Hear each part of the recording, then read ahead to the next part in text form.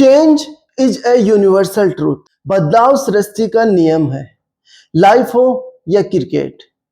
जब जब ट्रांजिशन होता है तब तब टर्बुलेंस होता है, और कभी कभी ये बदलाव इतना भारी होता है कि भविष्य की तस्वीर भूत से एकदम अलग होती है। उस एरा में जहां 20 ओवर की लोकप्रियता चरम पर थी, उस एरा में एक ऐसा बल्लेबाज भी था जो 80 से 90 ओवर अकेले खेलने की काबिलियत रखता था। जी हाँ, मैं बात कर रहा हूं भारतीय क्रिकेट की दीवार कहे जाने वाले चेतेश्वर अरविंद पुजारा की। चेतेश्वर पुजारा के क्रिकेट करियर और उनके रिटायरमेंट की वजह को जानने के लिए इस वीडियो में अंत तक बने रहें।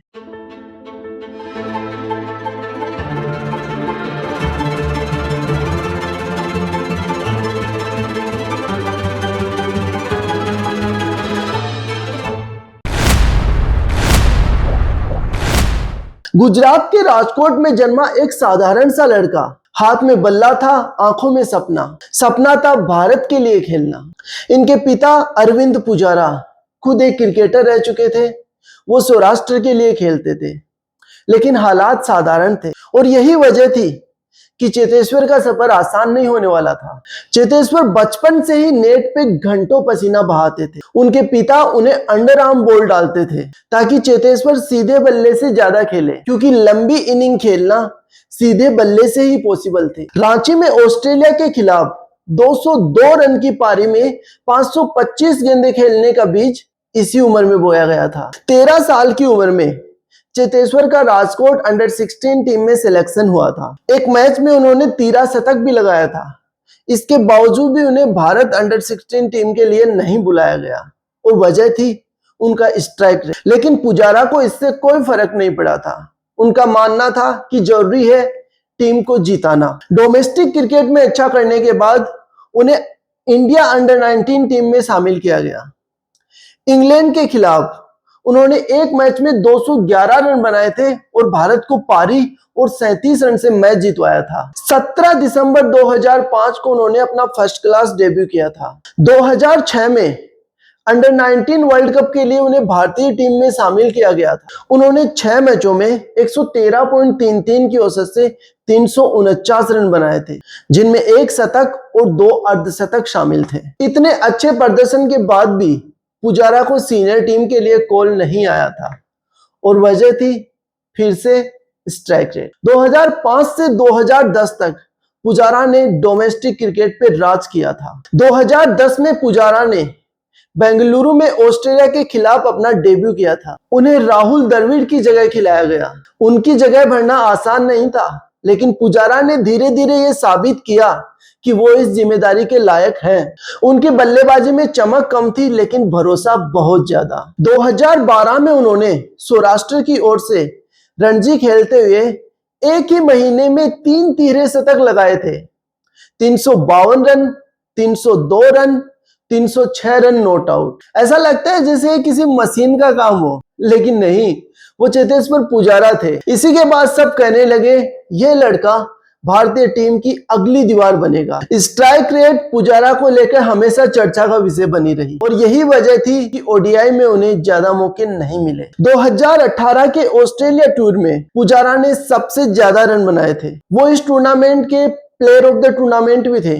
उन्होंने 4 मैचों की 7 पारियों में 521 रन बनाए थे, जिनमें 3 शतक और 1 अर्धशतक शामिल था।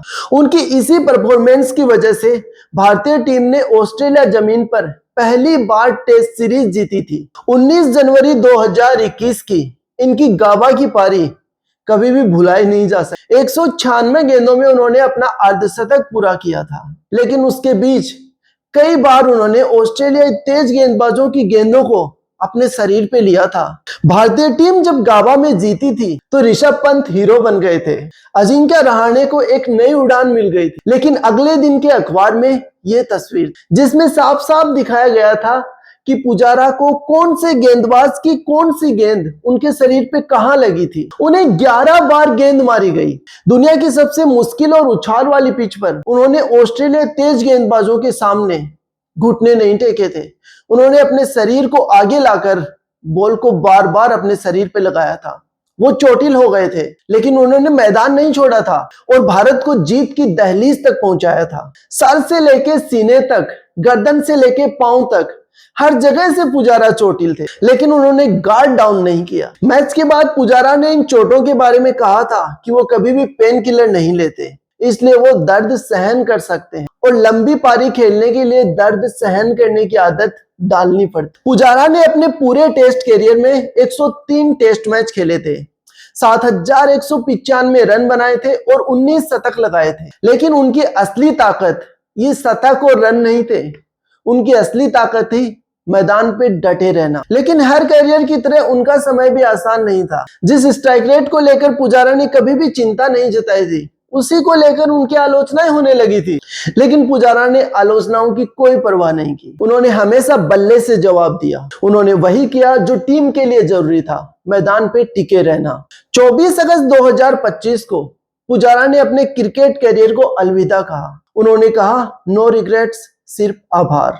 सचिन तेंदुलकर से लेके आर अश्विन तक सबने उन्हें बधाई दी और उन्हें मॉडर्न डे टेस्ट वॉरियर कहा। फैंस ने कहा, पुजारा सिर्फ खिलाड़ी नहीं, वो धैर्य और संघर्ष का दूसरा नाम है। क्रिकेट की दुनिया ने उन्हें नम आंखों से विदाई दी। पुजारा शायद लिमिटेड ओवर्स के हीरो नहीं बन सके, लेकिन टेस्ट क्रिकेट को उन्होंने फिर से जिंदा किया था। लोग अक्सर कहते हैं कि सचिन की लेगेसी को विराट ने आगे बढ़ाया, तो पुजारा ने भी तो वही काम किया था। राहुल द्रविड़ की जगह उन्होंने ही भरी थी। नंबर 4 पर तो आपको विराट कोहली के बाद शुभमन गिल मिल गए। नंबर 3 पे अभी आपके पास ऐसा कोई बल्लेबाज नहीं है जो पुजारा की जगह ले सके, और इसी में पुजारा की महानता है। इस बेहतरीन कैरियर में सिर्फ एक ही कमी रह गई और वो था फेयरवेल टेस्ट मैच। पुजारा का संन्यास वेस्टइंडीज सीरीज से पहले आया। क्या वेस्टइंडीज के खिलाफ उन्हें एक मैच खिला के रिटायरमेंट नहीं किया जा सकता था? खैर, इसका जवाब तो हमें नहीं मिलने वाला है। वह भारत की दीवार थे और हमेशा रहेंगे।